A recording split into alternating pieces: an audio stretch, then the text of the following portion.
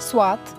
پورے پاکستان میں اپنی خوبصورتی کے لیے مشہور ہیں اور یہاں لوگ اپنے مسائل سے نجات پانے میڈیٹیشن کرنے آتے ہیں، پر یہی کہ مقامی خواتین کو اگر دیکھا جائے تو پورے خیبر پختونخوا میں ان خواتین میں خودکشی کے واقعات زیادہ ہوتے ہیں۔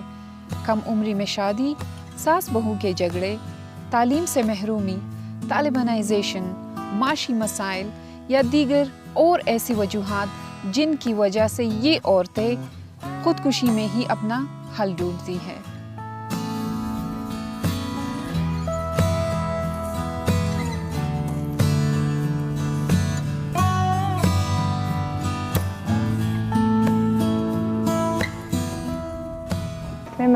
زما فرینډ وه، زمونږ محلې کې یو څوک ور اخوا کورې و، هغې چې میټرک وکړو د هغې نه پس د هغې بیا واده وشو،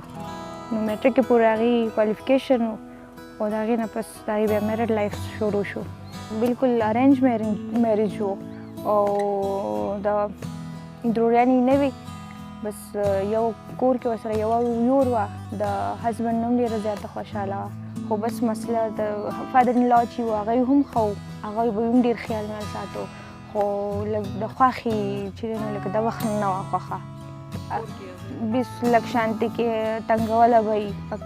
نه څه خبره باندې، د یور او د دې په منځ کې به یې اختلاف جوړوو،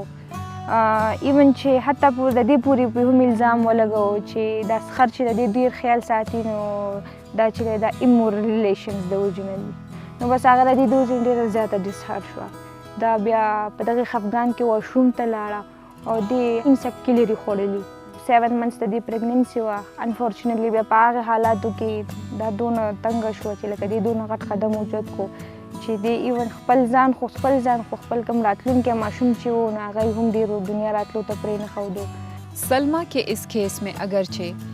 FIR درج ہوئی، پولیس تفتیش کا بھی آغاز ہوا، لیکن جس طرح ہوتا ہے مقامی جرگے نے دونوں خاندانوں کے بیچ یہ فیصلہ کروایا کہ لڑکے والے لڑکی والوں کو کچھ پیسے دیں گے، اور یوں یہ قصہ یہاں ختم ہوا۔